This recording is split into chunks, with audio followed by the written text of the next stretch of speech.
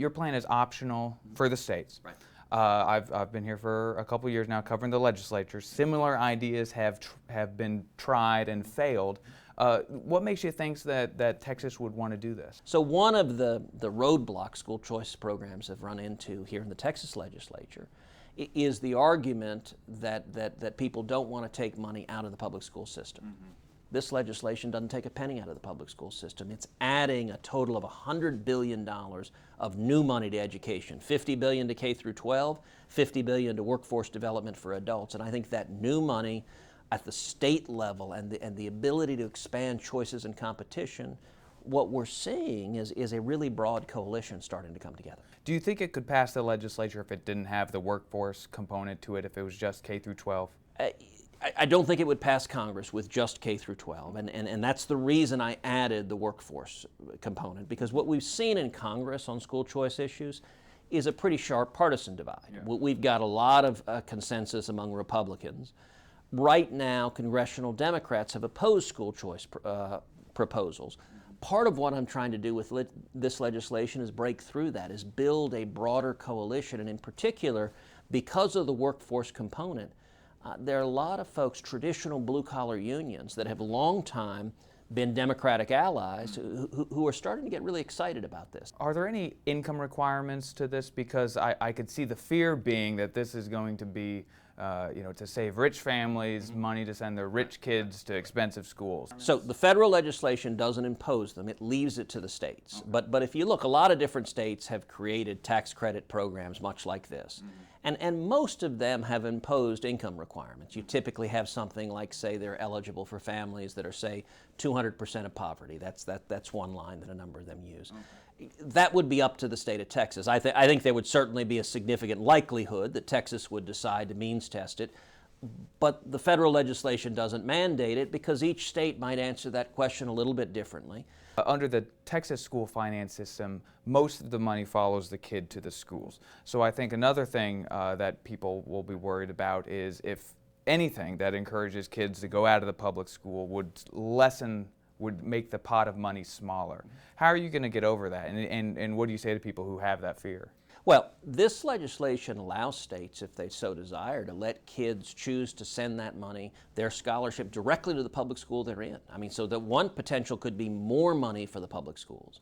That's up to each state how they structure it. This legislation gives states that flexibility. My objective here is to help make the public schools better. We know the overwhelming majority of the kids are educated, will continue to be educated in public schools, and the entire point of competition and empowering parents is to bring that competition into the system to improve the outcomes, to improve performance in the public schools. You're a small government guy. Yeah. Do we need a law for this? Because if businesses or wealthy individuals or anybody wants to donate to a scholarship to do this already, they could. Why do we need a law to do this? Look, unquestionably we do, and we do for a couple of reasons. One, education has long been a traditional focus of government and an important focus of government. It is a responsibility. We know that educating our kids determines the future of Texas. If we do it, we've got a bright future. And if our kids don't get an education, our future is badly troubled. Number two, this is designed to be federal tax credits. That has been a long vehicle of incentivizing conduct that is beneficial. It was critically important to me in this bill to respect federalism.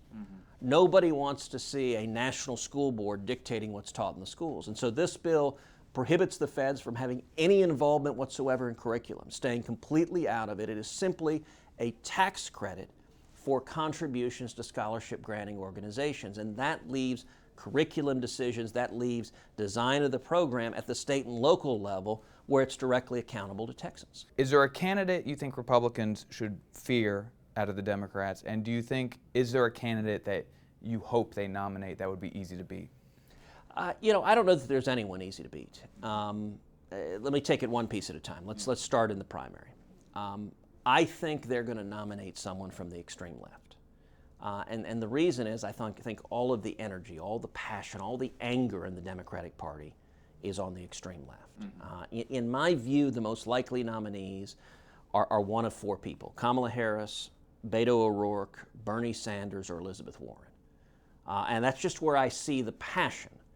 Now, Your old opponent. indeed, it is interesting watching. But look, there are some Republicans who are thrilled and go, okay, great, if they nominate someone from the far left, that means we win. Look, I don't think that's necessarily true. We are an evenly divided country. 180,000 votes switch in 2016, and Hillary Clinton is the president. We're having a fundamental debate in the United States right now about what kind of country are we? Are we going to be a socialist country, which a number of these candidates are openly calling for? Or are we going to continue to embrace American free enterprise, which the American free enterprise system has been the greatest enemy poverty has ever seen. If you care about social justice, socialism doesn't work. Free enterprise has lifted millions of people, billions of people worldwide out of poverty. And so this fundamental debate is a debate I'm engaged in and going to continue engaged in, but it's a debate that matters to Texans, matters to people across the country.